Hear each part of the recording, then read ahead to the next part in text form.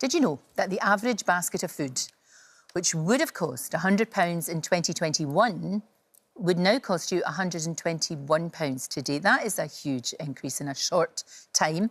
And in a Tonight investigation this week, journalist Kate Quilton uncovers the tricks that supermarkets use to make us spend even more. You are walking around like this and you look down slightly. And that usually means that the most expensive items are put at that height. So about 130-ish centimetres off the ground. Then you will actually shift and look up. That's the second place you will look. But if you're not happy with any of it, you will finally look down. So that is why they place the cheaper items along floor level in supermarkets. Gosh, so if you just nipped around the supermarket and only took things from the lowest shelf, you'd probably save yourself a few quid. Oh, absolutely. Yeah, you would. Oh, that's so interesting. Journalist Kate Quilton, who we saw there, of course, joins me now. It's so clever, isn't it?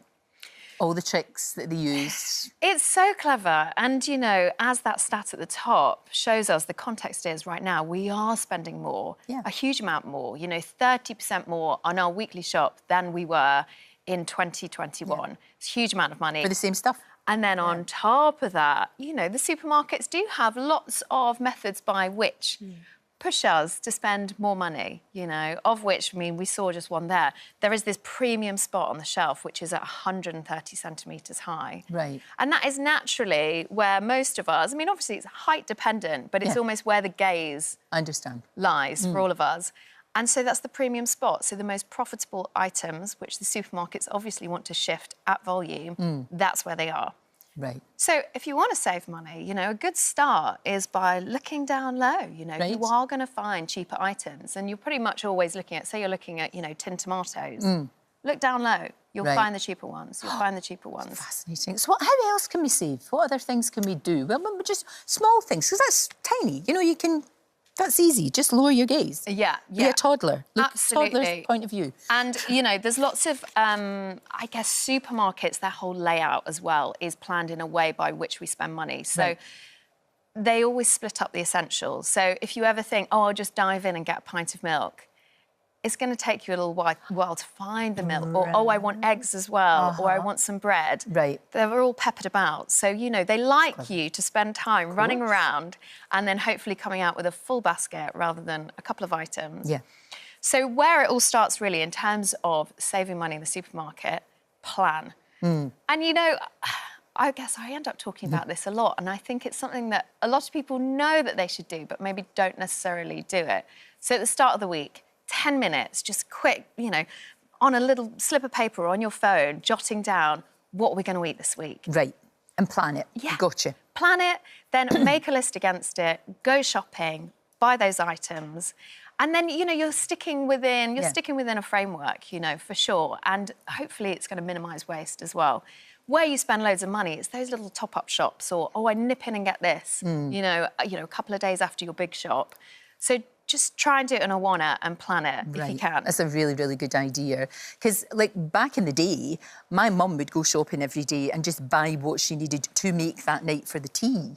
Absolutely, you know? Absolutely. And, you know, I guess our lives have changed, as in now the high street's changed. So people can't even kind of just walk out and do that and get the different bits from different people anymore, much like my grandma did.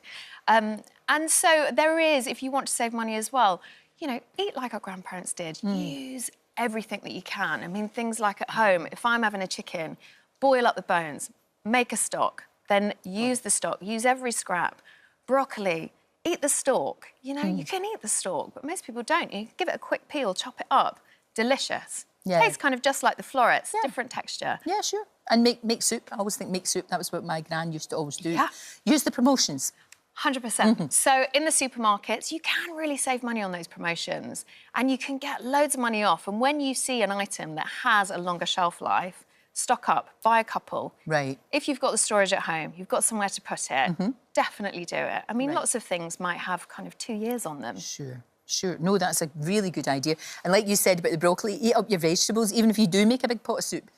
Do that. Yeah. Don't throw things away. And if you're making something like lasagna, bolognese, always throw in loads of veg, bulk it out with the cheaper ingredients, be it veg, be it lentils, be it beans, that kind of thing. You can maximise cheaper proteins if you're making meat. What about the the interesting thing where, you know, we've all got our favourites, right? You know, whether it's ketchup, whether it's beans, whatever it may be, the basics of life, and we go, I get that because nothing else tastes as good. But what about these wee swaps you can do? So there are loads of swaps you can do in the supermarket to save money. And actually, as part of the Tonight programme that we made, we meet this family called the Dutesons. And we did a little taste test and we compared lots of different items. I mean, with them, we tested different types of beans and bread. And they tried a branded versus a non-branded item.